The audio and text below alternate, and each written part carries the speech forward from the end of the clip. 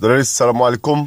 Bonjour tout le monde. Voilà, après mon journal politique belge, je voulais vous expliquer un peu la situation géopolitique internationale. Donc j'ai décidé de vous faire un journal politique façon Dréré. Bon, après l'épisode d'Al-Qaïda et le printemps arabe, et avoir pompé tous les puits de pétrole et filé tous les cheikhs d'Arabie, et bombardé et créé quelques guerres un peu partout dans les pays arabes, sous couverture de la lutte contre le terrorisme, et quelques djihadistes et mercenaires de YouTube et Facebook, entraînés, armés et financiers par l'Arabie Saoudite, le Qatar et la Turquie et quelques Européens, sous la couverture des Nations Unies et leur chef Pokémon, nous voilà avec les Russes et les Chinois qui débarquent. Dossier iranien. Voyant leur défaite approcher, les Américains cherchent l'amitié avec l'Iran et signent les accords de paix. Dossier syrien. Les Russes débarquent avec leurs potes chinois et iraniens pour former la citation du grand philosophe George W. Bush, l'axe du mal.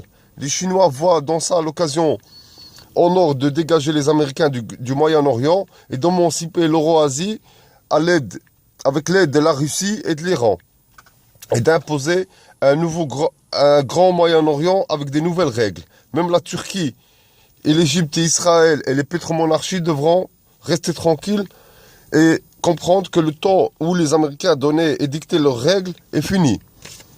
Pour Israël, c'est la catastrophe. D'un côté le Hamas, de l'autre côté le Hezbollah, avec Bachar al-Assad soutenu par les deux grandes puissances nucléaires, qui est la Chine et les Russes, plus l'Iran. En Europe, seuls les Allemands ont compris le mouvement géopolitique russo-chinois et ils proposent l'aide d'envoyer quelques VOE pour aider à faire sortir les terroristes de leur trou. Le français François soutient toujours les pétromonarchies du PSG et sanctionne toujours l'Iran et vote toujours contre les Russes dans le dossier ukrainien.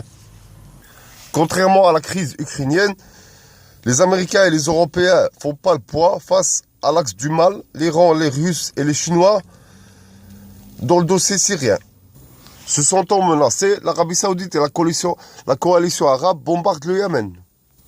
Et tout ça va nous ramener au blocage du passage de Hormuz, qui est le poumon économique de la planète, qui entraînera la chute du dollar, la chute des réserves mondiaux, et nous mènera directement vers une troisième guerre mondiale.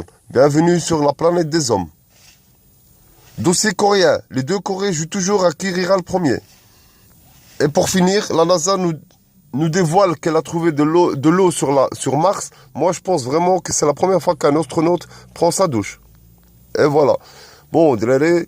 Moi, je vous ai fait ce petit journal parce que ce dernier temps, on ne comprend plus rien à ce qui se passe sur nos journaux comme RTL, RTBF. Surtout avec le type de la météo là qu'ils ont mis à RTL. Je sais pas si c'est mes baffes de la télé qui font ou c'est quoi, il n'y a pas assez de francophones ou quoi? Bon, désolé, merci beaucoup pour l'attention, merci beaucoup pour le soutien et à la prochaine, Inch'Allah. Ciao.